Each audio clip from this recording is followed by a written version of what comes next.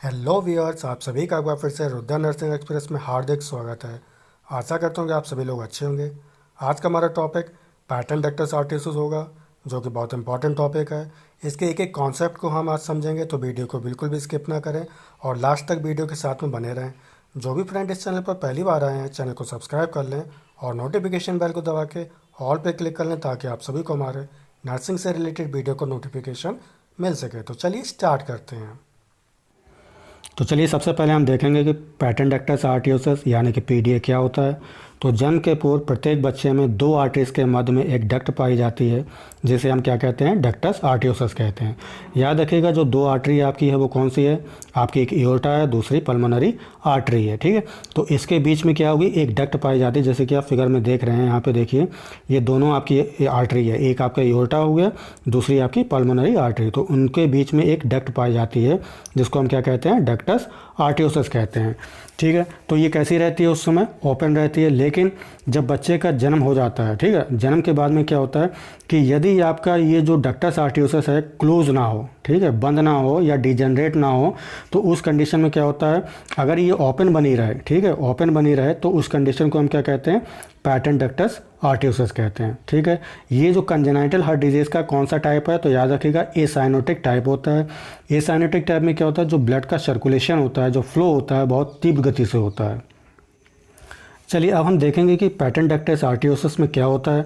जब baby bomb में होता है, बॉम्ब का मतलब होता है गर्भाशय, ठीक है, जब बेबी हमारे गर्भाशय में होता है तो वह ऑक्सीजन के लिए जो है अपने लंग्स का उपयोग नहीं करता है, ठीक है, क्योंकि यहाँ पे जो माँ का प्लासेंटा होता है उससे जो है ये ऑक्सीजन को प्राप्त कर लेता है। जन्म के बाद बेबी जो है ऑक्सीजन के लिए किस पर डिपेंड रहता है, अपने लंग्स के ऊपर डिपेंड रहेगा। ठीक है, तो ऐसी कंडीशन में क्या होता है, डक्टस आर्टरियोसिस का कोई उपयोग नहीं रह जाता है, सीधी बात है, क्योंकि यहाँ वो जो है अपने लंग्स का यूज़ करने लगा है। ठीक है, जन्म के बाद 2 दिन के अंदर जो है डक्टस आर्टरियोसिस डीजनरेट हो जाती है, ठीक है, बंद हो जाना चाहिए। बाई चांस अगर इस केस में कभी कभी नहीं भी बंद होता है, तो उस केस में क्या हो जाता है, हमारा जो डक्टस आर्टरियोसिस होती है वो खुली रह जाती है, ओपन बनी रहती है। इसीलिए जो इसको हम लोग पैटर्न डक्टस आर्टरियोसिस कहते हैं। और याद रखिएगा, पैटर्न का मतलब ही होता है ओपन। क्या चीज़ ओपन है यहाँ पे, हमारी डक्टस आर्टरियोसिस। पैटर्न डक्टस आर्टरियोसिस में एओर्टा में फ्लो होने वाला जो प्योर ब्लड है, आपको मालूम होना चाहिए कि जो हमारा एओर्टा होता है उसमें कौन सा ब्लड फ्लो होता है, प्योर ब्लड होता है, यानी कि ऑक्सीजनेटेड ब्लड होता है। जबकि आपकी पल्मोनरी आर्टरी में क्या होता है, आपका डीऑक्सीजनेटेड ब्लड होता है। ठीक है, तो आप फिगर में देख रहे हैं, यहाँ से एओर्टा में जो प्योर ब्लड फ्लो होता है वो डक्टस आर्टरियोसिस के थ्रू जो है पल्मोनरी आर्टरी में पहुंच जाता है। तो ऐसे में क्या होता है कि जो दोनों ब्लड हैं आपके, प्योर और इम्प्योर दोनों ब्लड कैसे हो जाते हैं, मिक्स हो जाते हैं। मिक्स होने के बाद में जो है ये बहुत ज़्यादा मात्रा में, क्योंकि यहाँ पे देखिए आपका पल्मोनरी आर्टरी का तो ब्लड जा ही रहा है और साथ में एओर्टा का भी ब्लड पहुँच रहा है। तो ऐसी कंडीशन में क्या होता है कि जो आपकी ब्लड की जो क्वान्टिटी है वो बहुत ज़्यादा मात्रा में जो है लंग्स में पहुंच जाता है। ठीक है, तो ऐसी कंडीशन में क्या होता है कि जो लंग्स का जो प्रेशर होता है, जिसे हम पल्मोनरी आर्टरी यानी कि ब्लड प्रेशर कहते हैं, तो वो इंक्रीज़ कर जाता है। ठीक है, साथ में आपका जो हार्ट है उसमें भी टेंशन क्रिएट होता है। क्यों, क्योंकि जो ब्लड आपके लंग्स में गया है वो प्योर होने के बाद में आपके हार्ट में आएगा। सीधी बात है, लेफ्ट वेंट्रिकल में, लेफ्ट ऑरिकल में आएगा। ठीक है, तो वो भी क्या कैसे आएगा, ज़्यादा क्वांटिटी में आएगा। ठीक है, तो उस समय क्या होता है कि क्वांटिटी में ज़्यादा आने से क्या होता है, आपके हार्ट को ज़्यादा पंप करना पड़ता है, तो इसलिए जो है उसमें टेंशन एक क्रिएट हो जाता है। ठीक है, तो ये इसमें इंपॉर्टेंट पॉइंट है, याद रखिएगा इसमें। चलिए अब हम देखेंगे साइन एंड सिम्टम्स क्या होते हैं। तो याद रखिएगा, ऐसे जो बेबी होते हैं उनमें जो पल्स होती है वो काफ़ी स्ट्रांग और फोर्सफुल होती है। ठीक है, आप अगर उनको पल्स को नापोगे ना, ठीक है, मेजर करोगे अपने फिंगर से, तो काफ़ी जो है बहुत ज़्यादा जो है स्ट्रांग होती है और काफ़ी ज़्यादा फोर्सफुल होती है।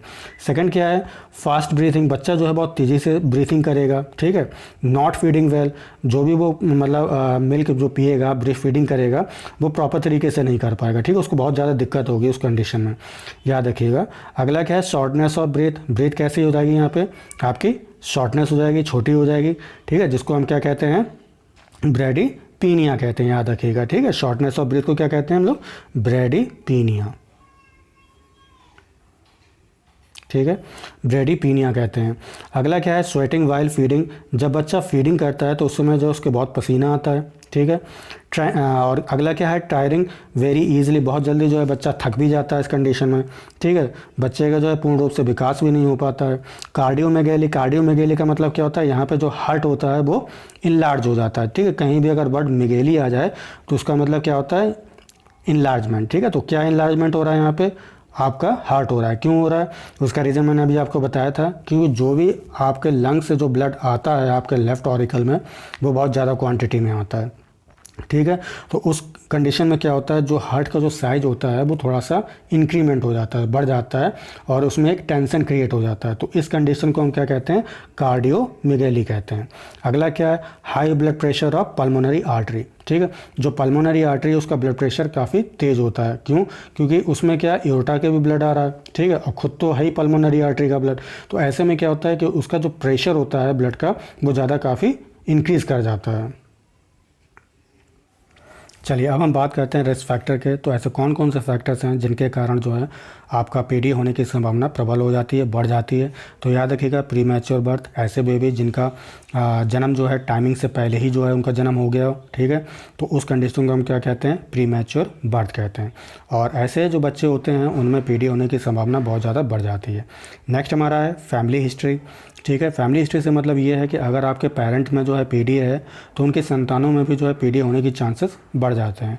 नेक्स्ट क्या है, हमारी कुछ जेनेटिक डिजीज़ हैं, याद रखिएगा, जैसे डाउन सिंड्रोम है। तो जो डाउन सिंड्रोम होता है, याद रखिएगा, ये ट्राइसोमी 21 होता है, यानी कि जो 21 जो क्रोमोसोम होता है, 21 नंबर का जो क्रोमोसोम है वो कैसा हो जाता है, ट्राई हो जाता है, 3 हो जाते हैं, ठीक है वहाँ पे। तो डाउन सिंड्रोम के केस में भी जो है पीडी होने के चांसेस काफ़ी बढ़ जाते हैं। नेक्स्ट है हमारा, यदि हमारी प्रेग्नेंट वुमेन को रूबेला का इन्फेक्शन हो गया तो उस कंडीशन में भी जो है पीडी कॉज होता है।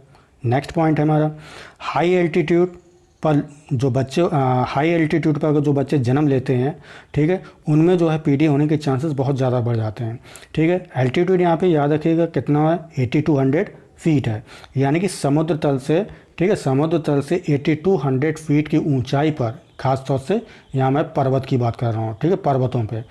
तो 8200 फीट पर अगर किसी बेबी का जन्म हो रहा है तो उस कंडीशन में उस पीडी होने के चांसेस बहुत ज़्यादा बढ़ जाते हैं। नेक्स्ट क्या है, नेक्स्ट पॉइंट याद रखिएगा, ये देखा गया है कि जो लड़कियां होती हैं, ठीक है, और जो लड़के होते हैं, तो लड़कियों में पीडी होने के चांसेस लड़कों की तुलना में बहुत ज़्यादा होता है, ठीक है। PD is twice as common in girl, ठीक है। यहाँ पे लड़कों की तुलना में लड़कियों में 2 गुना जो है अंतर होता है, 2 गुने का। याद रखिएगा, यहाँ ट्वाइस टाइम जो है आपका पीडी होने के चांसेस बढ़ जाते हैं।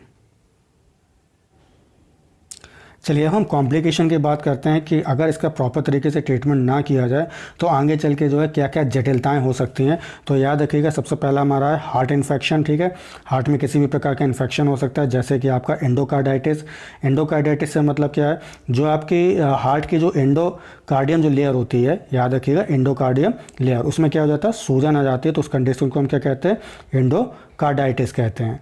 नेक्स्ट क्या है, हार्ट फेलियर भी हो सकता है, ठीक है। अगला क्या है, high blood pressure in the lungs, ठीक है। जो ब्लड प्रेशर में जो आपके जो लंग में जो ब्लड प्रेशर है वो कैसा हो सकता है, इंक्रीमेंट हो सकता है। अभी मैंने आपको कारण भी बताया था।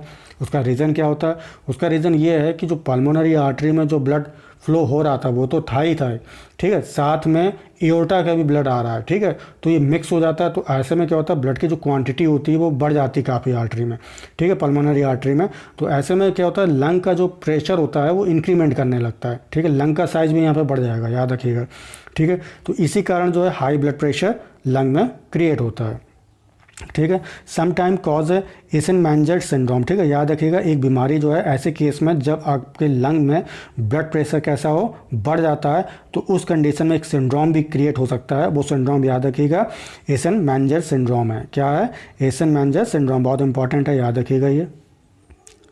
नेक्स्ट है डायग्नोसिस, ठीक है। कौन कौन से ऐसे मेथड्स हैं जिनके द्वारा जो हम लोग पीडी का डायग्नोसिस करते हैं। तो सबसे पहला हमारा है पल्स ऑक्सीमीटर, ठीक है। यहाँ पे जो हम लोग ऑक्सीजन जो परसेंटेज होती है, जो सैचुरेशन ऑक्सीजन है, ठीक है, वो हम यहाँ पे मेज़र करते हैं। किसके सहायता से मेज़र करेंगे आप, पल्स ऑक्सीमीटर की सहायता से। नेक्स्ट हमारा अल्ट्रासाउंड द्वारा, ठीक है, चेस्ट एक्सरे द्वारा, इलेक्ट्रोकार्डियोग्राम द्वारा, ठीक है, इकोकार्डियोग्राम द्वारा, कार्डियक कैथराइजेशन के द्वारा और ब्लड टेस्ट के द्वारा, ठीक है। तो इन सब चीज़ों के द्वारा जो हम लोग डायग्नोसिस इस पीडीए बीमारी का करते हैं। चलिए अब हम बात करेंगे मेडिकल ट्रीटमेंट की। तो याद रखिएगा जो प्रोस्टाग्लैंडिन E2 होता है, ये इसका काम क्या होता है, ये आपके जो डक्टस आर्टरियोसस होता है उसको कैसे बनाए रखेगा, ओपन बनाए रखेगा। लेकिन हमें क्या करना है, हमें तो डक्टस आर्टरियोसस को क्लोज करना है, ठीक है। तो ऐसे कंडीशन में आप क्या दोगे, non steroid anti inflammatory drugs दोगे, ठीक है। याद रखेगा शॉर्ट में इसको NSAIDs कहते हैं, ठीक है। इसका एग्जाम्पल याद रखना, NSAIDs के अंतर्गत कौन सी आपके ड्रग्स आएंगे, तो सबसे पहला हमारा इंडोमेथासिन है और ब्रूफेन है, ठीक है। तो ये 2 ड्रग्स आप दे दोगे तो उस कंडीशन में क्या होगा कि जो प्रोस्टाग्लैंडिन का जो संश्लेषण हो रहा होता है, फॉर्मेशन हो रहा होता है, वो अब बंद हो जाएगा, ठीक है। तो इससे क्या होगा, हमारा जो पीडीए होगा वो क्लोज हो जाएगा, ठीक है। नेक्स्ट है सर्जिकल मैनेजमेंट, ठीक है। तो सर्जिकल मैनेजमेंट द्वारा हम यहाँ पे किसके द्वारा करते हैं, तो याद रखिएगा कार्डियक कैथराइजेशन के द्वारा करते हैं, ठीक है। इसमें क्या होता है, जो अपना जो ग्रोइन एरिया होता है बेबी का, ग्रोइन एरिया से मतलब क्या है, आपको मालूम होना चाहिए ग्रोइन एरिया क्या होता है। जैसे मान लीजिए ये आपका बेबी है, ठीक है, बेबी की ये क्या है, लेग्स हैं, ठीक है। तो ये आपके बेबी की क्या है, लेग्स हैं। तो ये जो एरिया होगा वो क्या कहलाएगा, ग्रोइन एरिया कहते हैं। इस ग्रोइन एरिया से हम लोग क्या एंटर करते हैं, कैथीटर एंटर करेंगे, ठीक है। ये जो कैथीटर है धीरे धीरे जब ऊपर ये एंटर करते हैं इसको, तो जब ये हार्ट के पास आता है तो पल्मोनरी आर्टरी के थ्रू जो है हम कहाँ तक ले जाएंगे उसको, डक्टस आर्टियोसस में ले जाएंगे, ठीक है। आर्टियोसस में ले जाने के बाद में क्या करते हैं कि अब इसके अंदर जो हम लोग एक कॉइल इंसर्ट कराते हैं, ठीक है। तो ये जो कॉइल होती है वो क्या करती है, आपके डक्टस आर्टियोसस को बिल्कुल ट्रैप कर लेती है, उसको एकदम जो है एकदम टाइट कर देती है। तो इससे जो होगा क्या, जो आपका ब्लड फ्लो हो रहा था वो आपका बिल्कुल एकदम स्टॉप हो जाएगा, ठीक है। तो याद रखिएगा आपकी अगर डक्टस आर्टियोसस बिल्कुल छोटा है, ठीक है, उसकी यानी कि जो ब्रॉडनेस है बहुत ही कम है, तो हम कॉइल कैसे लेंगे, बिल्कुल ये कॉइल लेंगे, याद रखिएगा। अगर आपका डक्टस आर्टियोसस की जो ब्रेड्थ है ज़्यादा है, देखिए जैसे यहाँ पे आप देख भी रहे हैं, यहाँ पे आपका डक्टस आर्टियोसस की जो ब्रेड्थ है बहुत नैरोइंग है, जबकि यहाँ पे कैसी हो गई है, ब्रॉड हो गई है, ठीक है। तो उस समय देखो कॉइलिंग कैसे ले रहे हैं हम लोग, ज़्यादा ब्रॉड कॉइलिंग लेंगे, ठीक है। तो ये जो कॉइलिंग होती है वो क्या कर देती है, आपके पल्मोनर जो क्या नाम डक्टस आर्टियोसस होता है उसको क्या कर देगा, एकदम ट्रैप कर देगा। ट्रैप करने से क्या होगा कि जो ब्लड का फ्लो हो रहा था एओर्टा से आपकी पल्मोनरी आर्टरी में वो बिल्कुल रुक जाएगा। आशा करता हूँ कि टॉपिक को अच्छी तरह से आपको समझ में आ गया होगा, एक एक पॉइंट क्लियर हो गया होगा। यदि आपको ये टॉपिक अच्छा लगा हो तो उसे लाइक ज़रूर करें और अपने दोस्तों के साथ में शेयर ज़रूर करें। और इस टॉपिक या इस चैनल से संबंधित जो भी आपके सुझाव हों उन्हें कृपया कमेंट बॉक्स में ज़रूर लिखें। तब तक के लिए take care and bye bye.